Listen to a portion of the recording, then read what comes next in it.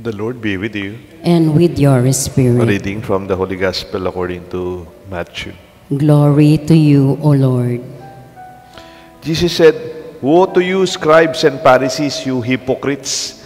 You pay tithes and of mint and dill and cumin, and you have neglected the weightier things of the law, judgment and mercy and fidelity.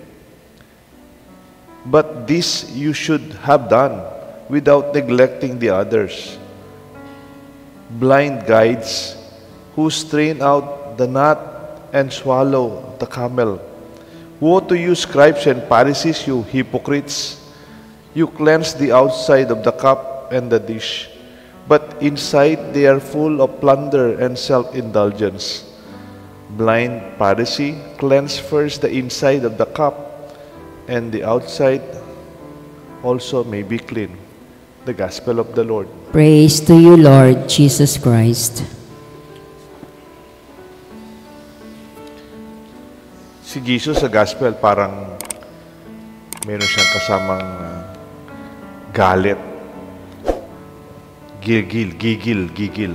Manggigilya po. Woe to you! Alam talaga. Makalunos na kayo. Ikaw ang pariseo. The word is very strong.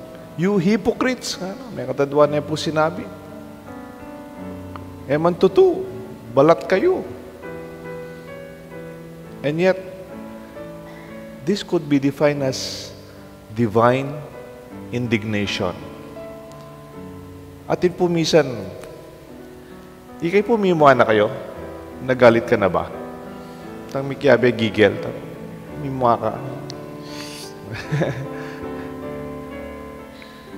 Tang mimuha ka. Nanong kakamuha mo? Maybe you have a good reason to be angry na eh. Kusintirol ko pa mo na eh. Pero, why not? Minsan natin pong nag-confess sa akin, sasabihin ko sa inyo, hindi naman po kasalanan eh. Sabi niya, "Father, may kasalanan po ako."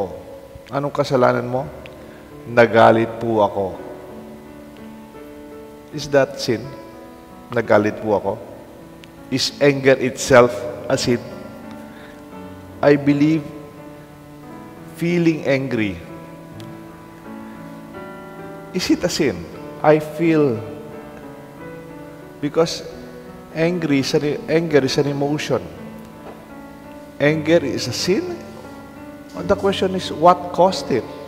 Why are you angry? When were you angry? What did you do? Anong ginawa mo nung nagalit ka? Yun ang importante. Yung nagagalit, kamukha lang po nung nalulungkot. Kamukha lang po nung masaya. Kamukha lang po nung natatakot. Kamukha lang yung naiinip. These are emotional situations. But what caused it? And what did you do? Saan nanggaling ito at anong ginawa mo? Because anger is an emotion. Tignan niyo po sa Webster on emotion. A natural, instinctive state of mind deriving from one's circumstances, mood, and relationship with others. Or it's an instinct, intuitive feeling as discussed for reasons and knowledge. As an emotion in itself is neutral. May repeat, emotion itself is neutral. It's neither good or neither bad person. It's an emotion. Emotions like sadness, fear, disgust, boredom, loneliness, happiness, joy, and even surprise. Emotions, they come and they go. Temporary lang po. Pag nagalit ka, minsan mamaya wala na. O kaya, tumatawa ka, masaya ka. Tapos na, tinatawanan mo. Natatakot ka nga lang. Pag dumating yung kasama mo, may ilaw na, wala na. Yung nakakatakot, yung permanente. Nakakatakot po yun, no? Yung tumatawa ka ngayon, tapos hanggang mamaya tumatawa ka pa. Delikado po ito. O kaya itang mimuha ka, ikandili, mimong mimuha ka pa. I think there's something wrong if that is the case. Because emotions are like storms. Then pong bagyo, di ba po yung bagyo, datang, hanggang masakanya niya pa po, kay ba't mako? The same is with emotions. Nangkay may mga kang ngayon, let it pass.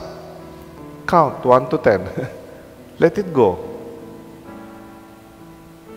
But what is important is, what did you do when you were angry? Nanggewa mo, may nagkaska. Penasakit may anak mo. Kaya kamwa mo, may masibas kang kaya kamwa mo, may pateka kayong dalan, kayong parking. Your anger can positively point to your values actually. Other than what you did is the real cause. What is important to you? Nang kayo mimimwa ka because of your values. Itang maulaga kaya ka. Naning maulaga kaya ka?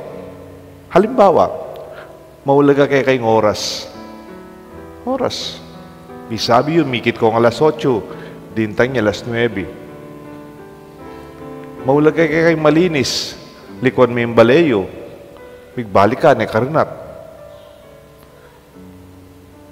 Importante kaya kayong malino yung order. Pamisabi makanya sunod-sunod.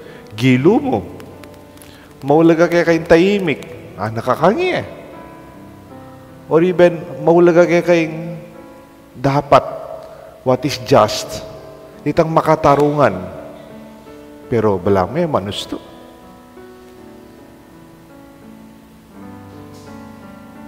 Tang ginawa lang flood control. Pero makalbog pa rin. Kami mo, kabat bilyon-bilyon la pa rin mawawala. Kanita nga na ako yung mawawala, milyon. Bagay ni B na B. Fairness. Itang patas mo. Ila, chula kayong maragula masanting bale, kaya ba din kalulu, mialbugan la? Truthfulness. Itang totoo. Itang mong totoo. Itang totoo, isabihan tamo. Mukhang namin iwat karalang kayamanan na marakal. I'm sure in our lifetime we will earn, but it must be just, it must be fair, and it must be true. Tami pagloko. Itan totoo. Siguro nung mabiyay Jesus ngayon manggigilya naman. At inyang divine indignation. For what you are most passionate about and what you value most, usually is the source of your anger. Kaya po, panggigila na lang, may muwayang mimuay Jesus. Woe to you, you blind. Tuturuyo pa mo, pero monusto yung gagawan mo. Papawala tayo, tang malinis ko kelwal, pero kayong kilub, marnat kayo. Jesus values what is inside. Yung paulaga ng Diyos, itang kayong pilubluban tamo. Baling marnat kay tsura, uling mekaniko ka. Baling marnat kagamat kasi mananam kampale. Ing maulaga kang Isus, ing kalinisan, ning katang kalubluban. Baling medyo meto ning kalupa, kasi makabilad ka, magobra ka kang dahalan. Ing maulaga king Diyos, ing pilubluban. At niya pa misan ikit kaya, do you remember misan mimwaya naman Jesus kayong temple?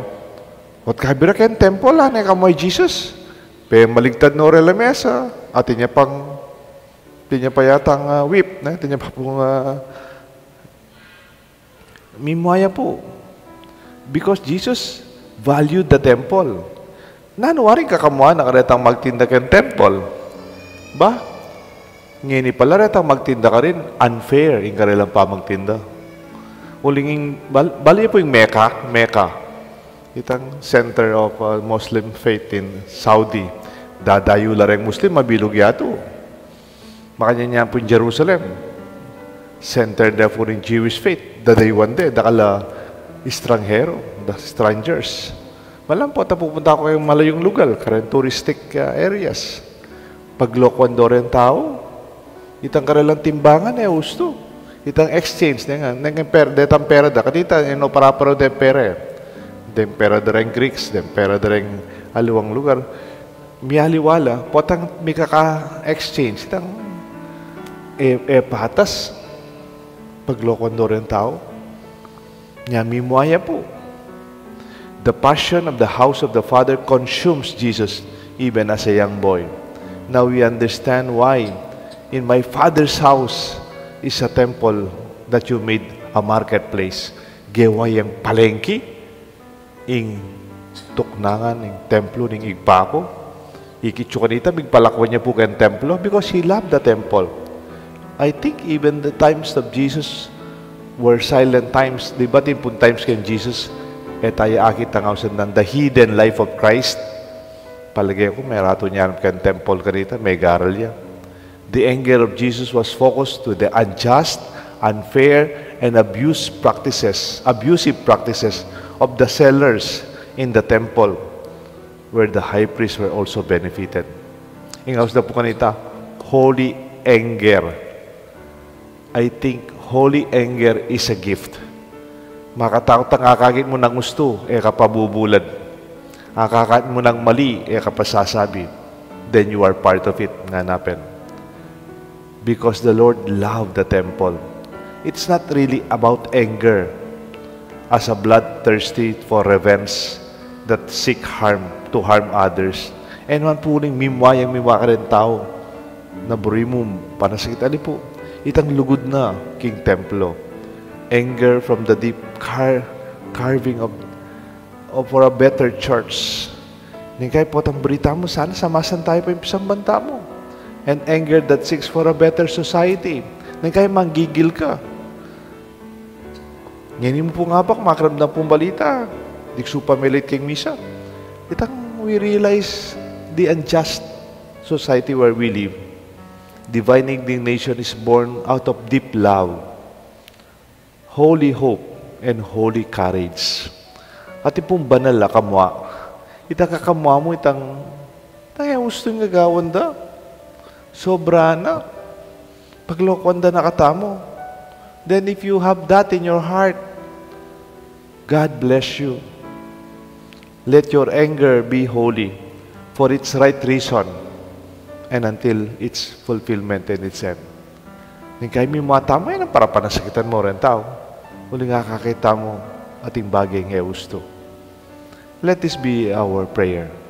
Lord, bless us with divine indignation. Like Jesus condemned the hypocrisy of the scribes and the Pharisees during His time. Let us also not take for granted what is true, what is just, what is fair.